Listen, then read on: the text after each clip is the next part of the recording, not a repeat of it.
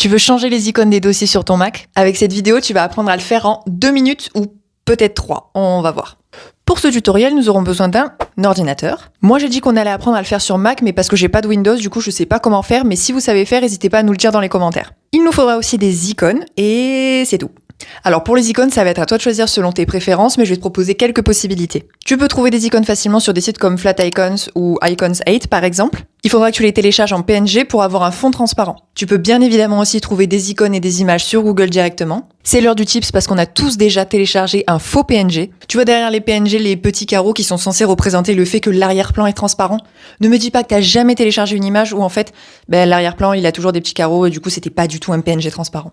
Donc aujourd'hui je vais te dire comment savoir si c'est un vrai PNG. Donc déjà quand tu vas faire ta recherche sur Google et que tu vas taper icône PNG par exemple, là déjà si tu vois dans l'aperçu Google qu'il y a déjà les petits carreaux derrière, c'est un faux. Et ensuite, la deuxième astuce un peu plus subtile, c'est que quand tu vas cliquer sur tes images pour avoir l'aperçu en gros sur le côté, si les carreaux apparaissent en même temps que ton image, c'est que c'est l'arrière-plan de l'image et que c'est pas du tout un PNG transparent. Les vrais PNG transparents, il va avoir une petite latence d'apparition des carreaux derrière.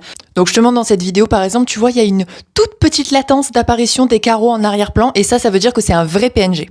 Bref, du coup, nos deux premières solutions, c'est soit de passer directement par Google, soit par des sites d'icônes. Troisième solution, tu peux utiliser le site AI Emojis. Ce site-là, en fait, c'est un site où il y a plein de gens qui vont générer des icônes et toi, tu vas pouvoir les télécharger tout simplement avec un fond transparent. Moi, c'est une solution que j'aime beaucoup, mais j'aime bien l'utiliser uniquement pour mes dossiers dans le Finder. Donc là, je te mets quelques exemples. Quatrième solution, c'est celle que moi, je préfère utiliser pour les icônes sur mon bureau. Je vais tout simplement aller télécharger des images sur Pinterest. Donc pour illustrer cette vidéo, j'ai décidé qu'on allait utiliser des petites tasses à café. Donc voilà les images que j'ai téléchargées. Et là, on est d'accord, on a un problème, c'est que ces images, elles sont pas du tout un fond transparent.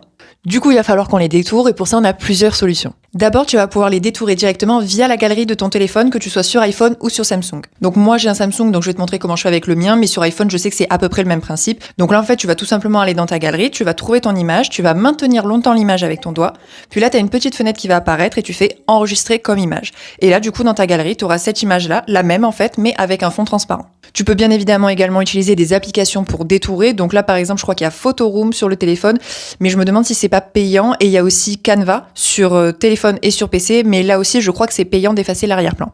Bon, après, bien évidemment, tu peux détourer via Illustrator ou Photoshop, mais je trouve que c'est un peu plus galère comme méthode. Bon, maintenant qu'on a enfin nos icônes avec un fond transparent comme tu peux le voir ici, on va passer au tuto. Que tu sois sur ton Finder ou sur ton bureau, tu vas faire un clic droit sur le dossier dont tu souhaites changer l'icône. Ensuite, tu vas faire lire les informations. Et là, tu vas avoir une grande fenêtre qui apparaît comme ça. Et là, tu vas avoir un aperçu de l'icône de ton dossier juste ici et un aperçu un peu plus gros en dessous. Dernière étape, t'as plus qu'à glisser l'icône que tu veux directement sur l'aperçu du dossier tout en haut de cette fenêtre. Et voilà, l'icône de ton dossier vient d'être modifiée.